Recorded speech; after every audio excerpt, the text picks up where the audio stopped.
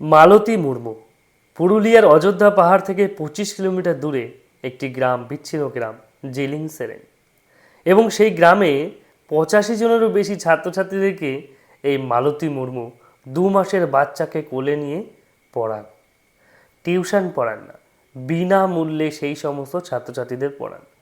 যখন সেই 2019 বা 20 সাল লকডাউন পড়ে গেছে এবং সেখানকার ছেলেমেয়েরা স্কুলে যেতে চাইছিল না বা পারছিল না, এবং তাদের স্কুলটা অনেকটা দূর, সেই সময় এই মালতী মুর্মু নিজে হাতে একটি ঘর বানালো তার স্বামীর সহায়তায়, এবং সেই ঘর মাটি দিয়ে লেপা এবং একটি বোর্ড, সেখানে বসে তিনি পড়ানো শুরু করলেন। এবং তিনি আজকে প্রায় 85 থেকে 100 জন ছাত্রছাত্রীকে পড়ান এবং তাদেরকে শিক্ষাদান করেন। তিনি কিন্তু অধিক পড়াশোনা করেছেন এমনটা নয়, তিনি উচ্চ মাধ্যমিক পাশ করেছেন, কিন্তু ডিগ্রির ক্ষেত্রে তিনি বড় কিছু না হতে পারলেও শিক্ষার ক্ষেত্রে আমাদের অনেক মানুষকে তিনি শিক্ষা দিয়ে গেলেন। সত্যি মালতী মুর্মুর পাশে আমাদের সকলের দাঁড়ানো উচিত। তিনি আজকে যে কার্যটি করেছেন, একজন মা হিসাবে 2 মাসের ছোট্ট বাচ্চাকে কোলে নিয়েও সেই ছোট ছোট বাচ্চাদেরকে ভবিষ্যৎ গড়ে দেওয়ার চেষ্টা করছেন।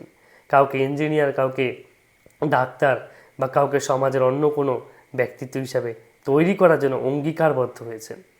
সত্যি তার ভিডিওটি হয়তো দিল খান প্রকাশ্যে এনেছে, তারও পূর্ব থেকেই, অনেক দিন থেকেই তিনি কিন্তু এই কাজ করছেন, এবং এই কাজের জন্য তার প্রতি আমরা সবাইকে এগিয়ে আসতে পারি না?